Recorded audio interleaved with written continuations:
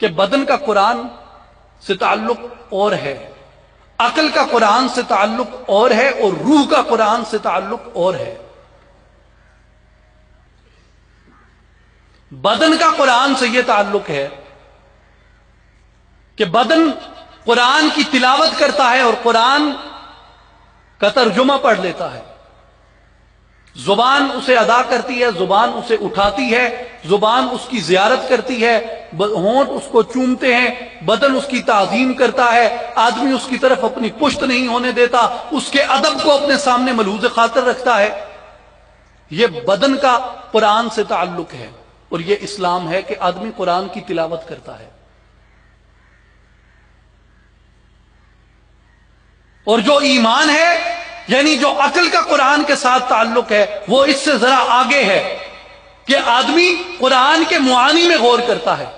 آدمی قرآن کے معانی میں فکر کرتا ہے، آدمی قرآن کے پیغام میں فکر کرتا ہے، قرآن کے پیغام میں فکر کر کے، قرآن کے معانی میں غور کر کے، قرآن کے معانی سے استفادہ کر کے وہ ان معانی کو اپنے وجود کے اوپر عملی طور پہ نافذ کرتا ہے، اور قرآن کے احکامات کو اس زمین کے اوپر نافذ کرنے کی عملی جدوجہد کرتا ہے۔ یہ آدمی کی عقل کا، یعنی آدمی کے ایمان کا قرآن کے ساتھ تعلق ہے۔ جو فقط قرآن خوانی کرتے ہیں اور قرآن کے نظام کو زمین پہ عملی طور پہ نافذ کرنے کی جدوجہد نہیں کرتے، وہ مومن نہیں، وہ مسلم ہے، کیونکہ ایمان ان کے دلوں میں نہیں اترا ابھی، انہوں نے اپنے باطن سے اسے قبول نہیں کیا، وہ فقط اس کی تلاوت کر کے اسے ایک آلہ ثواب کے طور پہ، آلہ جلب ثواب کے طور پہ کہ یہ ایک ایسا آلہ ہے، یہ ایک ایسی مشین ہے جس سے ثواب پیدا ہوتا ہے، اس سے بڑھ کے ان کا قرآن سے کوئی تعلق نہیں ہے۔ اقبال کہتے ہیں بآیاتش ترا کار جزی نیست، کہ تیرا قرآن سے اس سے بڑھ کے اور کیا تعلق ہے، کیا یاسین او آساں بمیری، کہ جب تم مرنے لگے گا تو تیرے گھر والے سرہانے بیٹھ کے سورہ یاسین پڑھ دیں گے، اور تیرا کیا تعلق ہے قرآن سے؟ ہمارا تو یہی تعلق ہے اس سے، ہم نے تو یہاں تک محدود کر دیا اپنے آپ کو، اور یہی وجہ ہے۔ اقبال بتاتے ہیں کہ وہ زمانے میں معزز تھے مسلمان ہو کر، اور ہم خوار ہوئے تارک قرآن ہو کر۔ قرآن کو ہم نے اپنی زندگی کے عمل سے، اور اپنی زندگی کے عمل کو ہم نے قرآن سے نکال دیا۔ یہ ہے عقل کے ساتھ قرآن کا رشتہ، کہ عقل قرآن کو تسلیم کرے، عقل قرآن کو قبول کرے، عقل قرآن میں غور کرے، عقل قرآن میں تدبر کرے، عقل قرآن کے احکامات کو عملی طور پہ نافذ کرنے کی جدوجہد کرے۔ یہ عقل کا قرآن سے رشتہ ہے، اور یہ ایمان بالقرآن ہے، اور جو احسان بالقرآن ہے کہ آدمی احسان کے درجے پہ پہنچ جاتا ہے تعلق کے قرآن کے اندر، وہ یہ ہے کہ آدمی کے وجود کے اوپر وہ قرآن اس طریقے سے اترتا ہے، وہ قرآن اس طریقے سے آدمی پڑھتا ہے جس طریقے علامہ اقبال فرماتے ہیں کہ میں جب چھوٹا تھا تو میرے والد نے مجھے کہا کہ اقبال اسی طریقے سے قرآن نہ پڑھا کر جیسے تو پڑھ رہا ہے، میں تجھے طریقہ بتاؤں گا قرآن کیسے پڑھتے ہیں۔ تو کہتے ہیں کہ میرے والد نے ایک دن مجھے بتایا کہ جب قرآن پڑھنے لگو تو یہ تصور کر لو کہ جبریل امین یہ قرآن لے کے تیرے وجود کے اوپر نازل ہو رہے ہیں، اور یہ قرآن تیری طرف آیا ہے، کہ بڑی بڑی کتب بھی تب تک تیری رہنمائی نہیں کر سکتی جب تک یہ قرآن تیری روح کے اوپر نہیں اترتا، اور جب تک اس قرآن کے اسرار و رموز سے تو آشنا نہیں ہو جاتا کہ تیری روح قرآن کے ان اسرار و رموز سے آگاہ۔ قرآن کی تفسیر کے متعلق، ایک آیت کے متعلق، تو انہوں نے کہا کہ کیا میں تمہیں قرآن کی وہ آیت نہ سنا دوں، قرآن کی اس آیت کی وہ تفسیر نہ بتا دوں جو تفسیر کل آقا پاک صلی اللہ علیہ وسلم نے اولیاء اللہ کی مجلس میں بیان کی تھی۔ یہ آدمی کی روح کا قرآن کے ساتھ ایک تعلق ہے کہ آدمی اپنی روح کے ساتھ اسے اپنا لیتا ہے۔ اور اب ان پانچوں تقاضوں کے اندر آپ دیکھیں، پہلا تقاضا آدمی کی نماز کے ساتھ ایمان، اسلام، ایمان اور احسان کا، یعنی بدن، عقل اور روح کا، اور پھر دوسرا رشتہ توحید کے ساتھ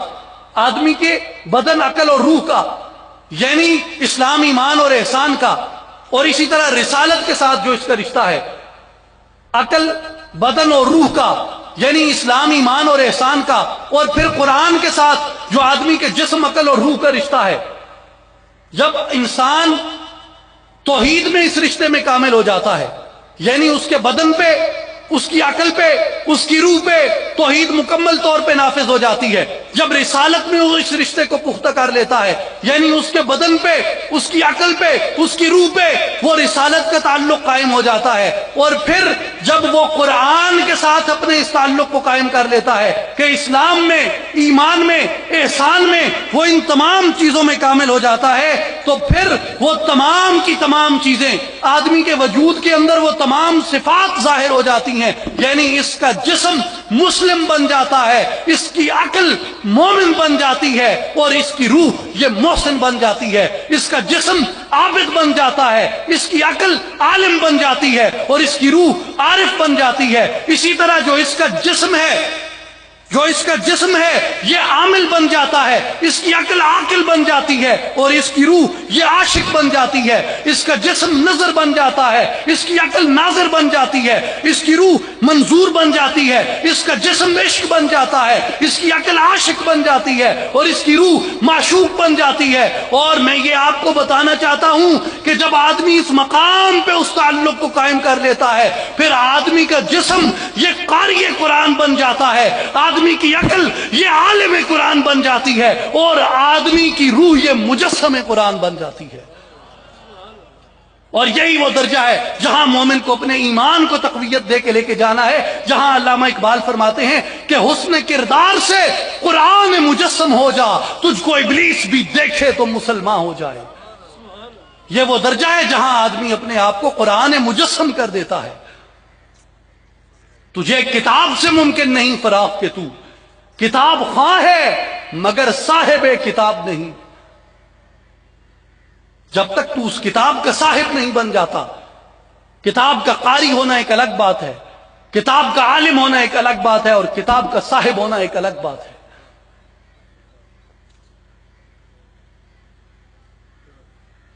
حرف عشق کو جاننا ایک الگ بات ہے، رمز عشق کو جاننا ایک الگ بات ہے، اور اس عشق کو قائم کر لینا ایک الگ بات ہے۔